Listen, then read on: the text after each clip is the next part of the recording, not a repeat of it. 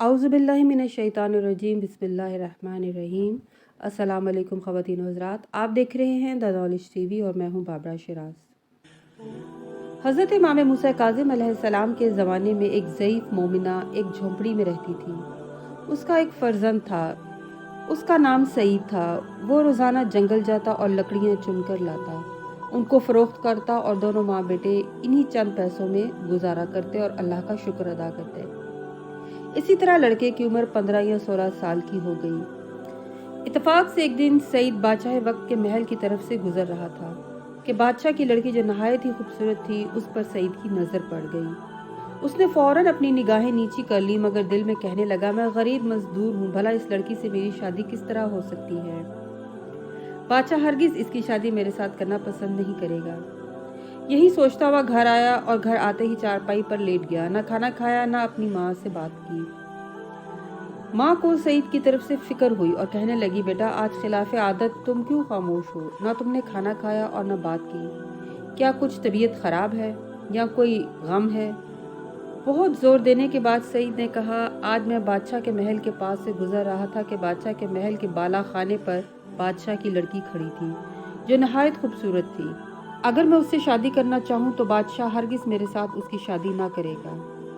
ये बात सुनकर उसकी माँ ने उसे तसल्ली दी और कहा, घबराओ नहीं, खाना खाओ और चलो, इमाम मूसा काज़िम अलैहिस्सलाम हमारे 7वें इमाम हैं, उनको तमाम वाक़या सुनाएंगे। अगर किस्मत में है तो उनकी मदद से आसान हो जाएगा, ना उम्मीद नहीं होना चाहिए। खुदा मालिक है, वो चाहे तो अदना को आला कर दे और गरीब को नवाज दे। ये सुनकर लड़के ने खाना खाया और दोनों माँ और बेटा हज़रत इमाम मूसा काज़िम अलैहिस्सलाम की खिदमत में हाजिर हुए और कदम बोसी के बाद मकसद बयान किया। उन्होंने सुनकर उम्मीद दिलाई और कहा, खुदा सबका कारसाज है, उसके लिए गरीब और अमीर यकसा हैं। तुम जंगल से चंद ईंटें लाओ, कुछ बड़ी, कुछ आधी और कुछ चौथाई। उस लड़के ने ईंटें लाकर इमाम की खिदमत में पेश कर दी। इमाम मूसा काज़िम अलैहिस्सलाम ने एक कपड़ा ईंटों पर डाल दिया और 2 रकअत नमाज पढ़ी और दुआ की। उनकी दुआ की बरकत से वो ईंटें सोने चांदी की बन गई और कंकरियां याकूत, जमूरत, खराज, नीलम, गर्ज, बेशबहा जवाहरात बन गए। फिर लड़के से कहा कि तुम बादशाह के पास जाकर अपना मुद्दा बयान करो। चुनाचे सईद इमाम के हुक्म से बादशाह के पास गया। उसके दाएं बाएं 2 वजीर बैठे थे। बादशाह ने देखकर कहा कि ये कौन आ रहा है, इसको निकालो। दाएं जानब के वजीर ने कहा, आने दो, कोई हर्ज नहीं, मालूम होना चाहिए कि किस मकसद से आ रहा है। बाईं जानिब वाले वजीर ने बादशाह के कहने के मुताबिक उसको रोका, लेकिन दूसरे वजीर के समझाने पर उस लड़के को बादशाह से मुलाकात की इजाज़त मिल गई। तो वजीर ने पूछा, क्या कहना चाहते हो, बयान करो। तब उसने अपना मकसद बयान किया। ये सुनकर बादशाह बिगड़ गया और कहा, इसको निकालो यहाँ से, ये इस फटे हाल से मेरी लड़की से शादी की ख्वाहिश रखता है, निकालो जल्दी। मगर दाईं जानिब वाले वजीर ने बादशाह को फिर समझाया और कहा कि बादशाह सलामत नाराज ना हो, जहाँ लड़की होती है वहाँ अच्छे बुरे पैगाम आते ही हैं। आप इसको धक्के देकर ना निकालें, बल्कि कुछ शराइत लगा दें, ना इससे शराइत पूरी होंगी ना दोबारा आएगा। वजीर की बात सुनकर बादशाह खामोश हो गया। वजीर ने कहा, मियाँ लड़के, सोने चांदी की जितनी भी ईंटें ला सकते हो ले आओ और जवाहरात भी लाओ। अगर तुमने ये चीज़ें हाजिर कर दी तो तुमको अपनी फर्जंदी में लेना मंजूर कर लिया जाएगा।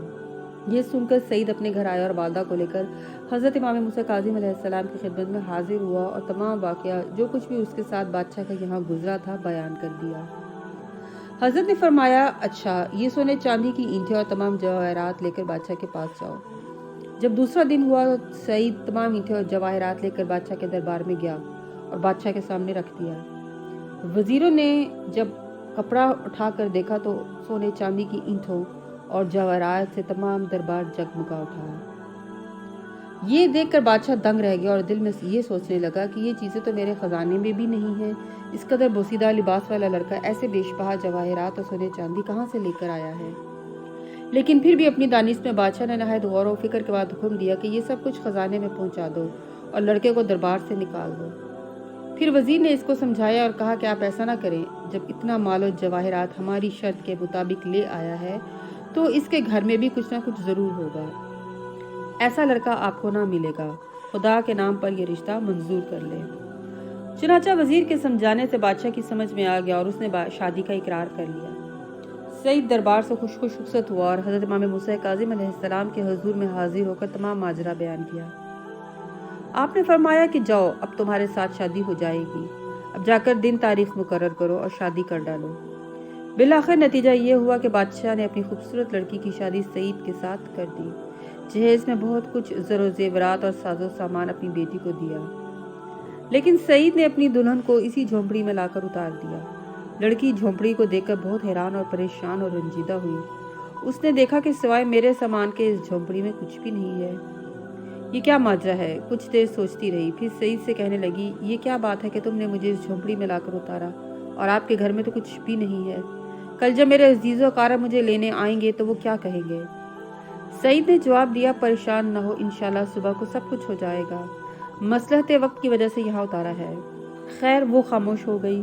جب صبح ہوئی تو یہ لڑکا حضرت امام کی خدمت میں حاضر ہوا اور جو کچھ لڑکی نے کہا اور جو کچھ اس کو بادشاہ نے جہیز میں دیا تھا تمام حال سے آگاہ کیا۔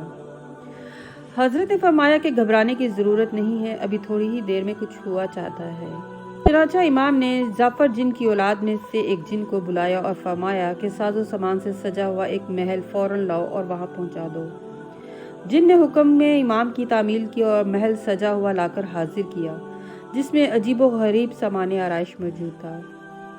چنانچہ سعید جب اپنی دلہن کو اس محل میں لے گیا تو وہ بہت خوش ہوئی۔ جب دلہن کے عزیز اس کو لینے آئے تو محل کو دیکھ کر حیران و ششدر رہ گئے۔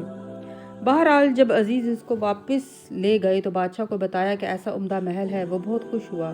لڑکی سعید کے ساتھ خوش و خرم رہتی۔ ایک دن سعید سے کہنے لگی، یہ بتاؤ کہ آپ پھٹے حال میں کیوں رہتے تھے؟ تب اس نے تمام گزشتہ ذکر سنایا اور کہا کہ اس طرح میں تم کو دیکھ کر غمزدہ ہوا اور میری والدہ حضرت امام موسیٰ کاظم علیہ السلام کی خدمت میں گئیں، اور جو کچھ تمہارے گھر سونا چاندی جواہرات وغیرہ لے گئے تھے اور جو کچھ اب تمہارے سامنے موجود ہے وہ سب امام علیہ السلام کا عطا کردہ ہے، ورنہ میں تو ایک بہت ہی غریب آدمی ہوں۔ پھر اس لڑکی نے کہا کہ امام کی خدمت میں مجھے بھی لے چلو۔ چنانچہ سعید اپنی دلہن کو لے کر امام کی خدمت میں پہنچ گیا۔ جب اس نے امام کو دیکھا تو ان کے قدموں میں گر گئی اور آپ کی اس قدر معتقد ہو گئی کہ اپنی جان نثار کرنے لگی۔